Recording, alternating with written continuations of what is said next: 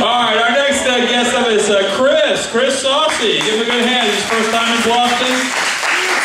He's a great comedian. He performs in Savannah all the time. Chris. Good evening. How's it going?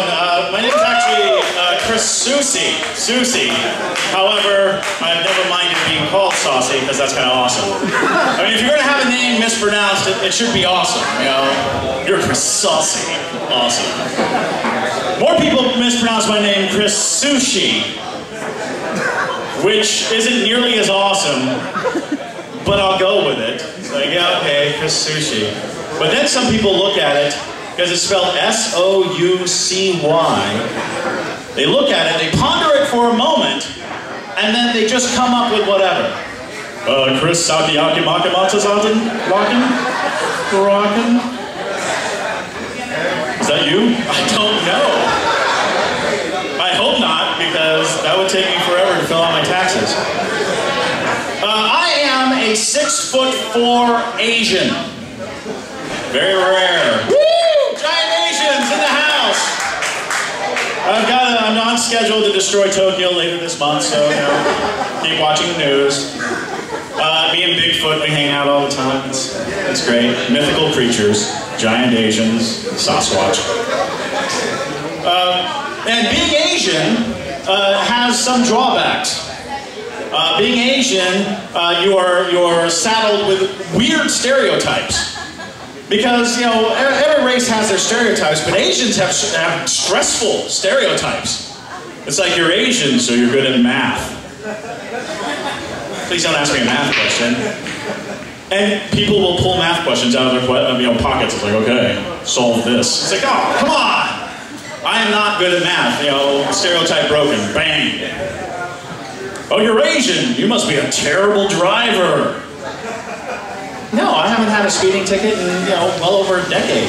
And that was only because I was driving in Georgia, where speeding is, what the cop says it is. And, no, I'm a great driver. Like, oh, you're Asian. You must have a tiny penis. And I say, I'm terrible at math. I don't understand at all. I haven't had a speeding ticket in 10 years. What do you want from me? But the worst stereotype is, you must know martial arts. Because ultimately, if you're Asian, it's wise to learn martial arts. Because people will assume you know martial arts, and they will punch you in the face. Because for some reason, that is the litmus test for martial arts. You know martial arts, boom! Why don't you block that? Because I'm not psychic, you asshole! And so, that used to happen to me when I was little, because Bruce Lee was like the bomb, and I was not. And so, if, little Johnny White Boy could beat me up, by, the transitive property of algebra, he beat up Bruce Lee. I told you I wasn't good at math. So, I would get beat up a lot, so I went to learn martial arts. And I studied hard. And you learn certain things in martial arts, like, thing number one you learn is a lot of it's a big lie.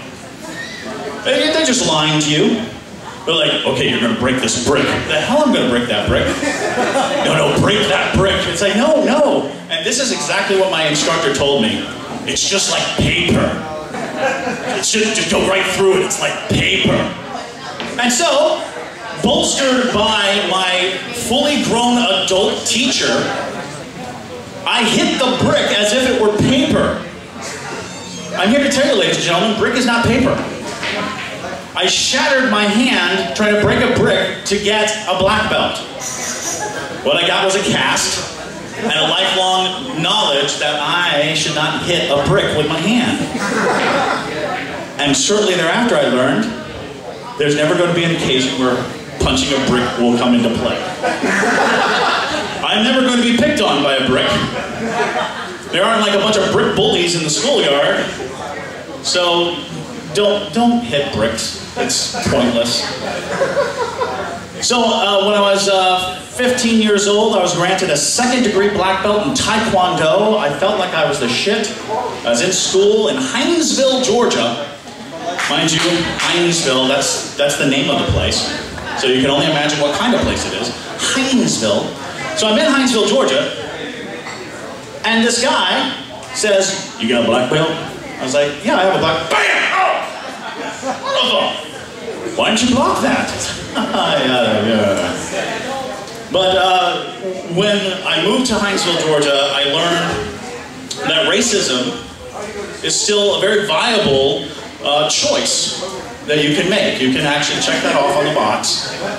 Racist, yes, no. You know, you can choose the non-racist section in restaurants in Hinesville and find your way around. And it gets worse the more peculiar the name of the city is.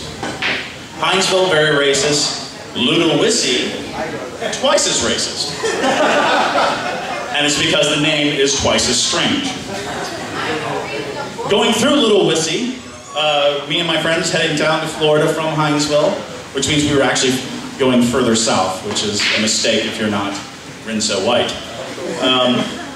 There's only one restaurant, or at the time there was only one restaurant in Ludowisi, which was a Dairy Queen, which is the mecca of Southern racism. And I wanted a peanut butter parfait.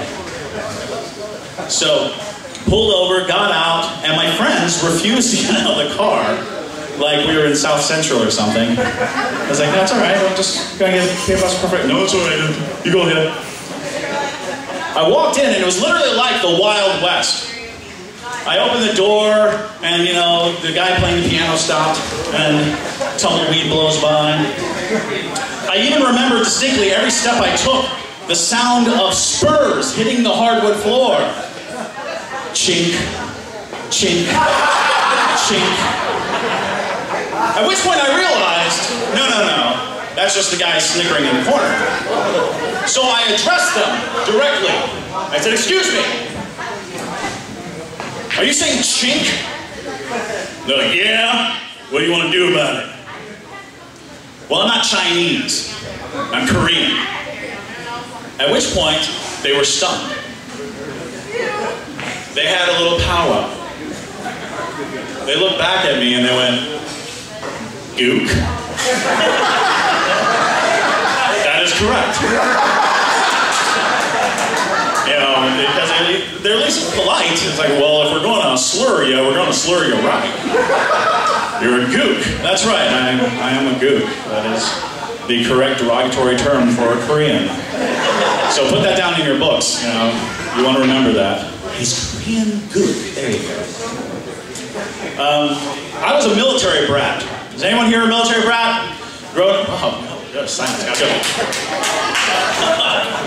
go. You learn strange things about civilian life from the military point of view. For instance, when you're in the military and you're a child and you go to school and it's time for show and tell, kids bring like Claymore mines and shells from their dad's machine guns and things like that. And it doesn't seem strange or odd. When I first got into like the civilian population, I went to a soccer game. And we're all hanging out in the soccer field, watching the soccer game, and I turned to the people I'm with, I'm like, "So when's the helicopter time?" They're like, "The what?" "The helicopter time. When's the helicopter time? It seems like it should have happened by now." And it was hard for me to explain, but it turns out that when I was a child growing up, when we played soccer, the only place large enough to play soccer was on the helicopter landing pad. And so at least twice a game, a helicopter would land, and we'd have to stop the game, get off the field, and come back on. And it's like, oh, so this is civilian life. No helicopters. Your school isn't surrounded by concertina wire. You don't have a lot of, you know, foreigners throwing things at you on a bus. When I was 7 years old, I was issued my first identification badges. One that I wore around my neck, and another that was in a wallet. And I was like, I'm a 7-year-old with a wallet, how cool is that? They did not explain that the reason why was because there was huge terrorist threats on our military installation, and they wanted to be able to identify our remains when they blew up our school bus. Like, oh, great. That's handy. I was a Boy Scout in the Department of Defense system. Being a Boy Scout in the Department of Defense system is basically Special Forces Junior. because they don't have scoutmasters the way that they do in the civilian world. In the civilian world, they have, you know, upstanding people from the community who step forward like, I was an Eagle Scout, I can do this. And I have time, I'll take time off of my medical practice to take care of these fine children and mold them into men. In the Army, they've got guys who they don't trust around automatic weapons. So they're not allowed to go to work. And they're like, you know what, why don't you be a scoutmaster? And his response is, my scoutmaster insisted that we called him Death Merchant. And I was like, okay, day one, Death Merchant, hi.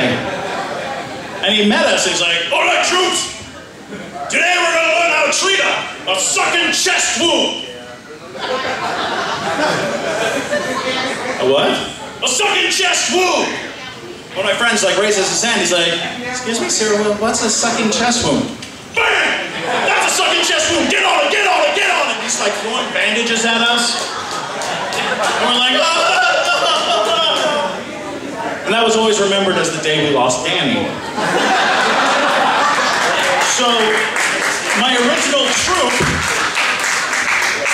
of 20 over the course of a year dwindled down to 3 fidgety survivors.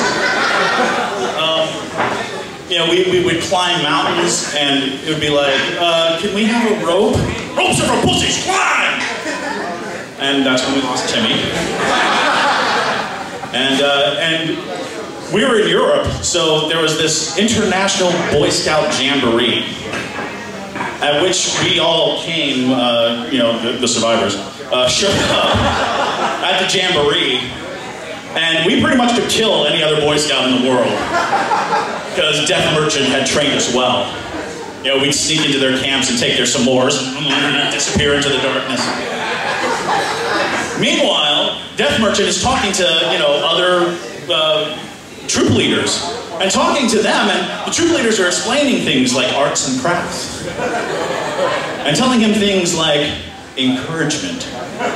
And so he takes the lessons from these other troop leaders, comes back to camp, and it's, you know, coming into the cold, bitter night. We're in Switzerland. And it's like, you know, we made a tent out of human flesh. And, you know, that was the night we lost Bobby. Cut him open like a tauntaun. It's just the way it goes. So there we are, camping, you know, a little fire burning. And out comes our you know, Death Merchant and says, all right, boys, you know, I think I've been a little hard on you this year, I understand. So I'll tell you what, I'm going to tell you a scary story. And it actually felt a little like we were camping. There was a campfire, we're gathered around, we're about to hear a scary story. It was awesome. He was like, okay, this is going to be the scariest story you ever heard in your whole life. Like, ooh, I hope it's the golden arm. Is it the golden arm? I hope it's the golden arm. And he goes, listen up. Tonight, I'm going to kill one of you. Good night. And that was the night we lost Charlie. I'm glad to say that I am the sole survivor of Troop 666. It's true. What's interesting is they have these interesting phrases for you if you go through things. I've worked in theater for a long time, so they call me a stage veteran. Welcome, stage veteran Chris Soucy, or Soucy, or Sushi, or Sakabakalika. And whenever I read that, I'm like, that's weird. You know, because I actually went to war. And people don't really say, and here's war veteran Chris Soucy. It just doesn't mean anything, really. It's like, oh, okay. But stage veteran has an interesting connotation. It suggests that something terrible happens to you while doing theater. I will tell you right now, the pluses of theater is 9 times out of 10, there's no women's dressing room. So you're backstage with about 12 women who are not shy. Which to the 15-year-old actor is the greatest thing that's ever happened to him. But there are horror stories. There are terrible things that happen in stage production that people don't realize because most people see decent, or at least shows that don't involve vomiting. So they think that's fine, but I'm here to tell you there are horror stories. For instance, in Hilton Head, I was in a production of Christmas Carol. I was the ghost of Christmas Present. They put me up on stilts because 6'4" isn't tall enough. And I'm like, ho, ho, ho, I'm a crazy man. And I'm helping them go through their Christmas rituals. And they decided to shellac the turkey. So like in the middle of dress rehearsals, they shellacked a turkey, beautiful turkey. They roasted it, cooked it, and then shellacked it. Now shellac just basically makes it kind of airtight, but it doesn't do anything for the air that was in the turkey to begin with. So after 3 weekends of running this show on a final matinee, we're standing there around a turkey that is hissing at us.